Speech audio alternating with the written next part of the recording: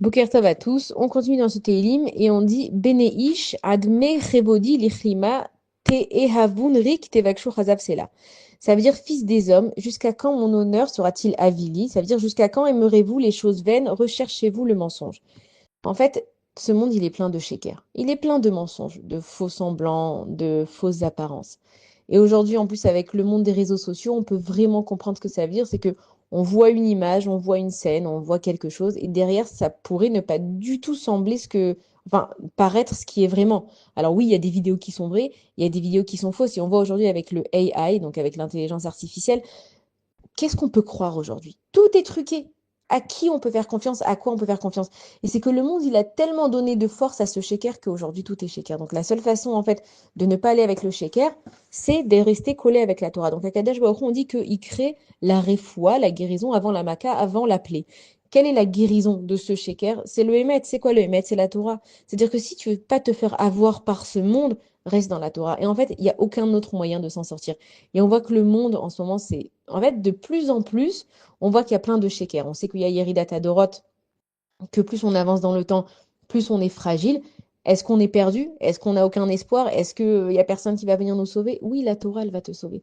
La Torah, elle t'a mis des règles. La Torah, elle t'a mis des principes. Et c'est vrai que ça peut paraître difficile, voilà, encore toutes ces mitzvot qui nous incombent, de faire attention, de respecter 6 heures, 1 heure entre le lait et la viande, de faire les tfilotes en minyan, de faire attention à la cache-route. C'est vrai que ça peut paraître vraiment un poids. Mais est-ce qu'on sait combien ça nous protège, combien la cache-route, elle nous protège de pas manger de la vache folle ou de la viande de cheval?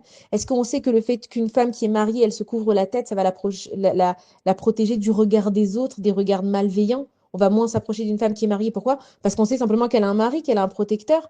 Est-ce un homme qui va en mignane, il va être autant perdu et se sentir seul dans sa vie? Non, il sait qu'il a toujours 10 hommes à côté de lui et que s'il passe quelque chose de très grave, il a peut-être quelqu'un à qui il peut parler. On n'a pas idée à combien la Torah, elle est là pour nous protéger. Et c'est pour ça que David Ameller, il dit Bnei Ish, fils de l'homme. Ça veut dire quoi, fils de l'homme? Ça veut dire qu'un homme, ça restera un homme. Combien de temps on va rester dans notre mensonge? Dire la vérité, dire les choses. Même quand on a un problème avec une personne, va lui dire la vérité.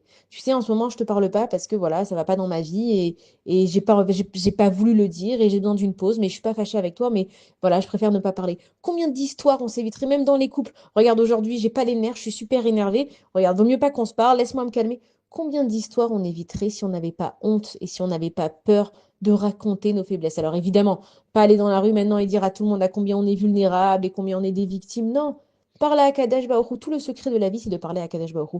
Et quand toi, tu fais l'effort d'être émette avec Akadosh Baruch Hu, de lui dire les choses vraies, de lui dire, tu sais, Hachem, j'ai besoin de quelqu'un dans ma vie à qui je peux faire confiance. Hachem, il va t'envoyer un rabbin. Hachem, il va t'envoyer une amie de confiance.